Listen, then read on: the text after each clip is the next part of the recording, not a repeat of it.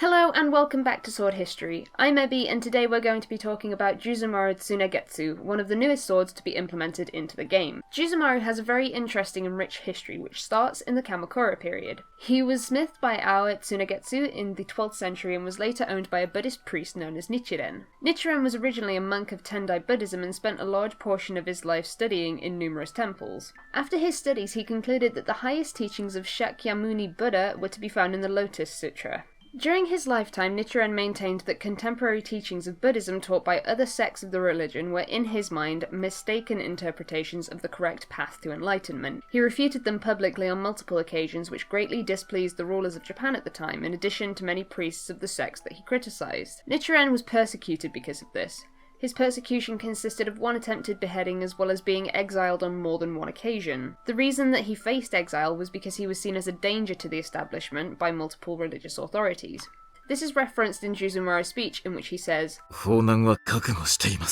when he is in repair with severe injuries. This priest was the founder of Nichiren Buddhism, which is still relevant in the present day. Nichiren Buddhism is very much centered around the individual, with the idea that if many people were to reach their own personal enlightenment, it would lead to a more peaceful society as a whole. He later received a pardon from his exile and moved to Mount Minobu, where he built a temple with his disciples. He was invited to build this temple by Ranbu Sanenaga, a man who was incredibly important to Nichiren Buddhism as he was one of their biggest patrons. It was also this man who gifted Nichiren with a sword for his protection. This sword was smithed by Tsunegetsu, and although it was given to him with protection in mind, Nichiren saw the sword as a symbol for destroying gross injustice and establishing righteousness. As such, he hung a Buddhist rosary over its hilt and gave the sword the name Juzumaru, with Juzu being the word for a Buddhist rosary and Maru being a common suffix used in Japan. It's quite easy to see that this branch of Buddhism is very important to Juzumaru's character. The most obvious trait of his history and his design are the beads that he's clearly covered in. This design choice most likely comes from his namesake. You might have also noticed that Juzumaru never opens his eyes in any of his art, and a lot of people have concluded this is because he's always in prayer, or more likely, always in a state of meditation. A lot of Juzumaru's in-game dialogue is also related to his previous owner. The most notable example of this is when left idle in the Citadel, and he will say, This is in reference to the Japanese title of the Lotus Sutra, and a mantra often chanted by followers of Nichiren Buddhism. There are quite a few examples of Juzumaru referencing the religion. One example is that while he's in repair with minor injuries, he might say,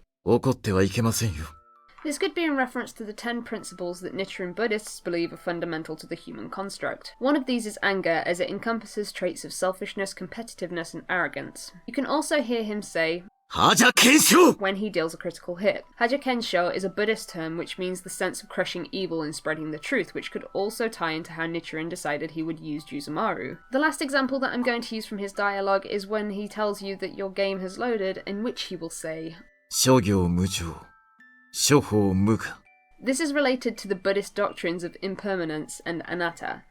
Impermanence is a term that expresses the Buddhist notion that all conditioned existence without exception is transient or in a constant state of flux. Anatta is a term that means non-selfhood and is often thought to be an external substance that persists despite death. When we move away from the sword's Buddhist background, there's still quite a bit more to talk about. When in the Citadel, Juzumaru might say,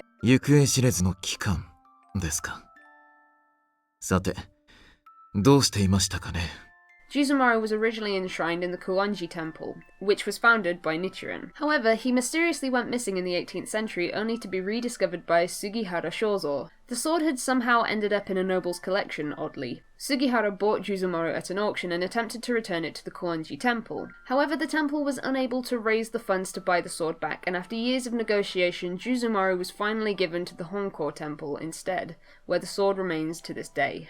The reason Sugihara went to such lengths for the sword was because he feared that the highest bidder at the auction may have been from abroad, and he feared that the sword may have left Japan. 1 year after its rediscovery, the sword was deemed as a national treasure.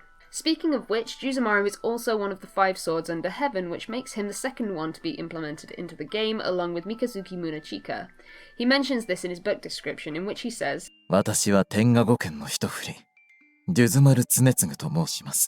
The sword is currently in the Honkoji Temple. Thank you so much for watching this video. If you have any swords that you're looking forward to hearing about in the future, please do leave them in the comments down below. But that's it for this video, so thank you for watching, take care, and we will see you guys soon.